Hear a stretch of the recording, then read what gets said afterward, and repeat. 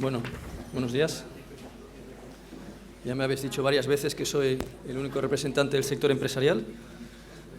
Y bueno, eso quiere decir dos cosas, que me tengo que preocupar porque el resto están vendiendo mientras yo estoy aquí. Algunos estarán también cerrando porque sabéis que la situación en el sector pues, es un poco compleja. Pero no deja de ser un tema preocupante, que no estéis, efectivamente.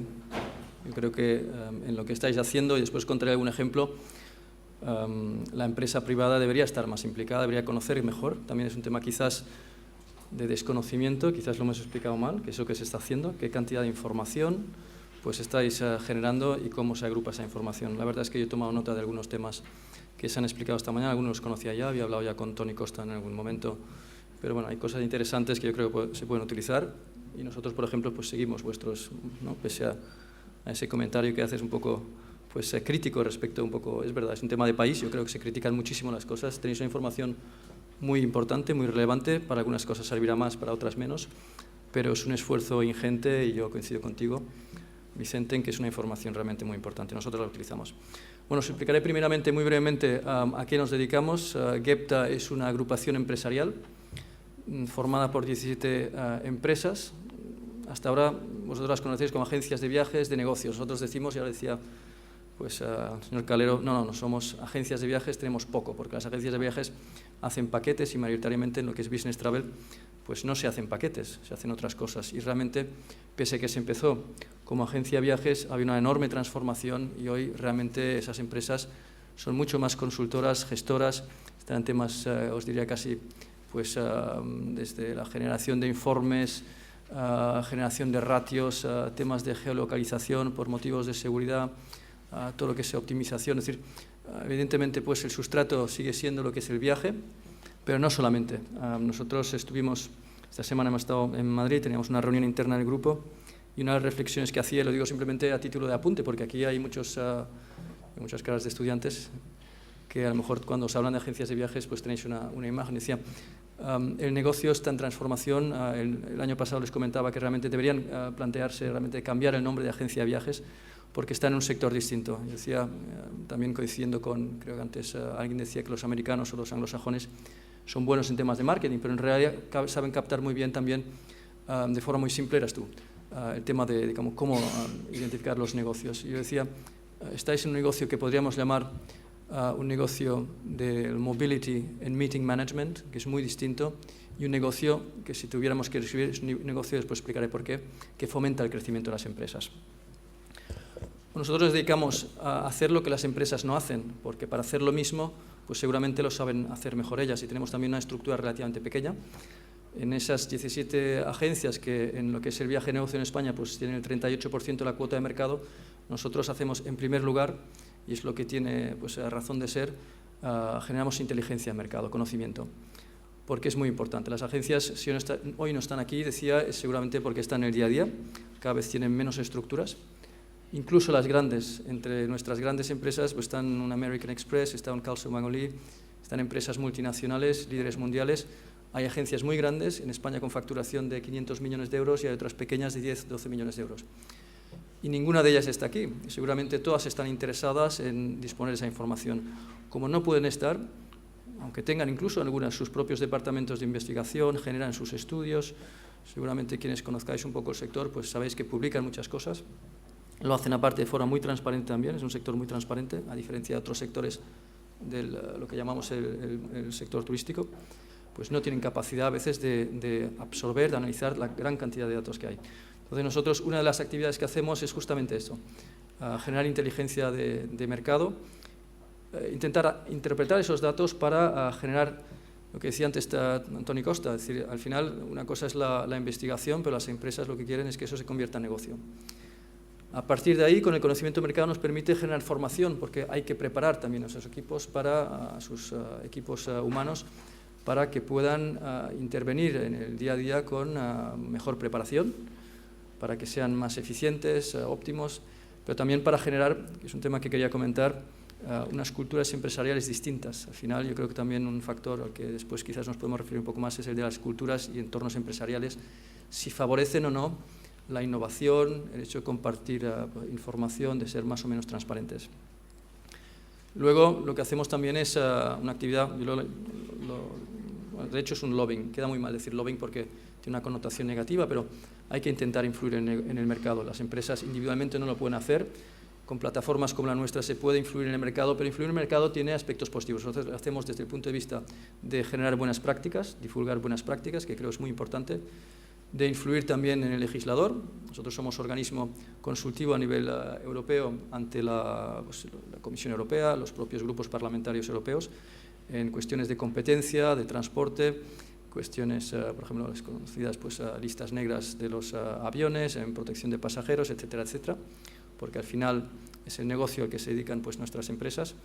Y luego tenemos también una actividad, digamos, de gestión de compras, digamos, de compra agrupada, que es realmente donde empezó esta asociación que dirijo. Empezó con una cosa que era casi una central de compras y hoy es lo más irrelevante que tenemos, porque realmente comprar, las empresas muchas veces saben comprar mejor y donde no tienen tiempo para hacer cosas es justamente en la innovación. Entonces, mi reflexión es decir, si para nosotros es importante, volviendo quizás a la cuestión, es muy importante que se genere información. Nosotros tampoco podemos ser generadores de información, nosotros interpretamos información, la información se genera en otros muchos sitios, la recogemos, la interpretamos, la intentamos adaptar a lo que es el negocio de nuestras empresas y a partir de ahí, en ese otro escenario que decíamos, que os comentaba antes, lo que intentamos también es que eso genere negocio para ellas, ¿no? Nosotros en parte también, también generamos negocio a partir de ese tipo de actividad. Me he apuntado algún dato más para comentaros, aunque después yo creo que lo importante es que, a lo mejor si tenéis algún tipo de pregunta, pues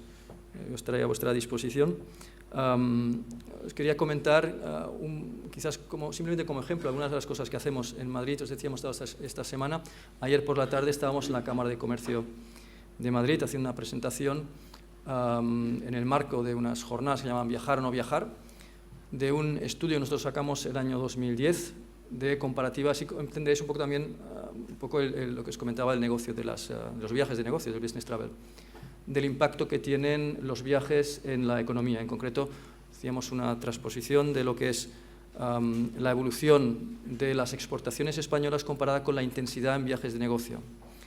Y veíamos en un periodo analizado del 2007 al 2010 que las dos magnitudes seguían patrones absolutamente idénticos, es decir, subía la inversión en viajes de empresa, subían las exportaciones, y bajaban las exportaciones en proporciones muy similares. Realmente si miras las gráficas, pues son patrones muy sincrónicos. A partir de ahí también analizamos, esto está analizado a nivel global, de todas las exportaciones, está analizado por mercados, está analizado por áreas geográficas y es coincidente en todos los casos. A partir de ahí, pues hay una necesidad también de analizar el retorno de la inversión. Las empresas actualmente lo que tienden es a recortar el gasto en viajes, lógico. Quieren ahorrar y el primer ahorro es si no viajas. Pero eso tiene un impacto muy directo sobre todo si una vez tenemos analizado ese dato, que si no se viaja, pues las exportaciones caen, la actividad empresarial es muy dependiente del viaje y por tanto esa información que podríamos decir, eso es una investigación, resultado de una investigación, tiene que tener una transformación también práctica, que es, hay que generar negocio, por tanto se tiene que explicar. O sea, ahí, digamos, el rol nuestro era ir a explicar a los empresarios que cuidado con recortar los gastos en viaje cuando no toca, porque eso puede tener un impacto muy directo en la economía. Simplemente un apunte, evidentemente, pues eso puede interpretar, es una presentación interesada, al final están datos y esos datos que nosotros sacamos en la información los ha confirmado este año un informe del WTTC junto con Oxford Economics a nivel mundial. Es decir, que son datos reales y es una información que realmente es objetiva y es cierta. Pero, como decía, esa información se tiene que transformar después en negocio y el pequeño apunte era decir, nuestras empresas venden tecnología alternativa a los viajes, venden videoconferencia, venden teleconferencia y telepresencia. Eso quiere decir que el negocio se transforma, que hay innovaciones importantes en el sector, que se están dando de forma muy rápida.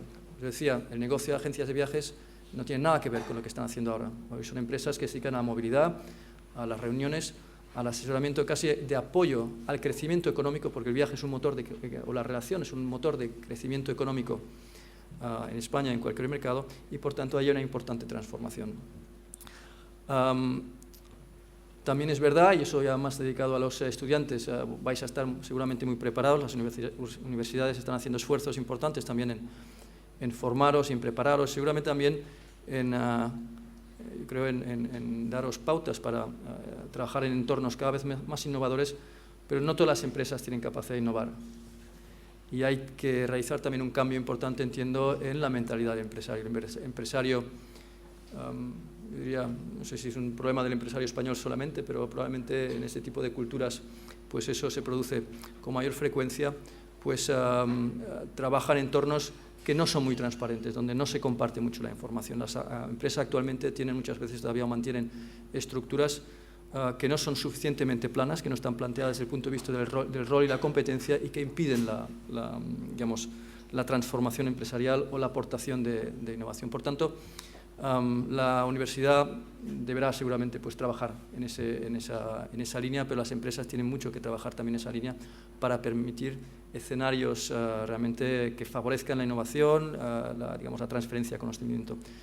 Estos días que estaba en Madrid, uno de los puntos que nosotros tratamos era justamente cuáles son esos escenarios, y una de las ponencias, simplemente para explicar a las empresas lo importante que es el modelo, por ejemplo, de SADE Creápolis, que no sé si lo conocéis, pero que es pues, compartir unos espacios, que al final no son espacios de un centro de oficinas o un centro de negocios, sino son espacios en los que el servicio que se presta simplemente es de poner en relación a empresas distintas de sectores que no tienen por qué ser el mismo, al contrario, seguramente muchas veces es más interesante que sean de sectores diversos para compartir experiencias, para que al final a lo mejor acaben hibridando algún tipo de producto y sobre todo en el que ellos pues, toman un papel activo para generar pues, píldoras de formación que facilite esa evolución de los negocios. O sea, eso como un ejemplo de ese tipo de actividades. Y el otro es ya, como os decía y con eso termino, un análisis más interno, es decir, crear también dentro de la empresa escenarios propicios para que los equipos sean equipos de alto rendimiento, que eso es al final lo que quieren las empresas, pero que a partir del cambio de la cultura empresarial puedan realmente pues, favorecer esa transformación de forma, digamos, que estén al mismo tiempo de las transformaciones que están sufriendo los mercados. Y ya está.